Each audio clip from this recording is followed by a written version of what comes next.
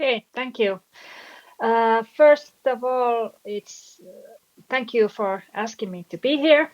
I have just started as a digital accessibility lead at a Finnish financial group, OP Financial Group, which is a huge step and huge responsibility.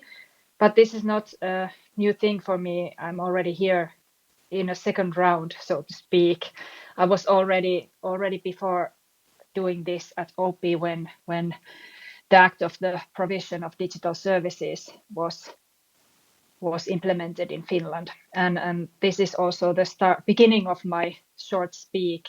So I was asked to give a status on accessibility in banking and financial sector in Finland, and of course I'm working for OP financial group, so I can only speak on behalf of OP.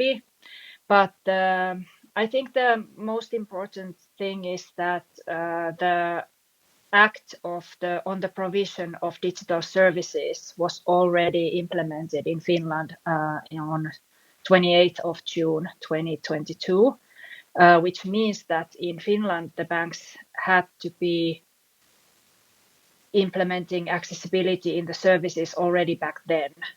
So the situation is pretty good at this point. The new European Accessibility Act will be just a chapter in the same legislation. So we are already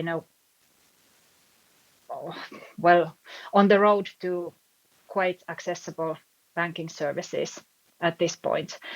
But shortly, what has been happening during these years, of course, all the digital services have been changed to more accessible services, and it has been work in progress for 5 to 8 years, depending on how we see it. We already created a separate banking service for screen reader users before we were able to change the whole package, so to speak.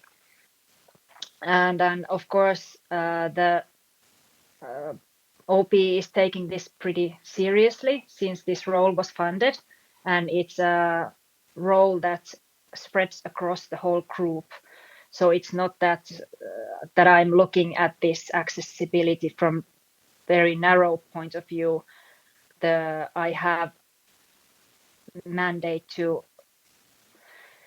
help this thing happen throughout the whole company. And some of the main goals that we work on to making sure that digital banking services are accessible also in the future is, of course, making sure that the core components are accessible. I'm speaking about the design systems, so that we create the baseline components so that they are accessible. We have to make sure that there's enough competence to evaluate accessibility in digital services. Of course, we have to make sure that there's enough competence and to correct these possible shortcomings in accessibility in digital services. And of course, we have to still spread awareness about what accessible services require and what does it mean for all the parties inside OP Financial Group. So this is a lot of infos and raising awareness and raising the importance of the topic overall. And there's so many more actions going on this area, but I don't have enough time to go through all of those. So the competence development is really important part. And in OP Group, it's also important to create long-lasting processes and make way to this goal that we are fully accessible at some point. Even though the work has been going on for years and years, when we are talking about the size of OP Financial Group, it's not like 1 year's work. It will still go go on, and services can always be better.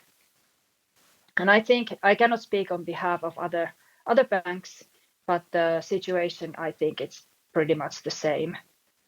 The services are being developed better and better regarding accessibility. Okay. Did I already use my 5 minutes? I guess so. Thank you, Heli. It seems Thank like you. you are on board when it comes to this. Definitely. Yeah, thank you very much.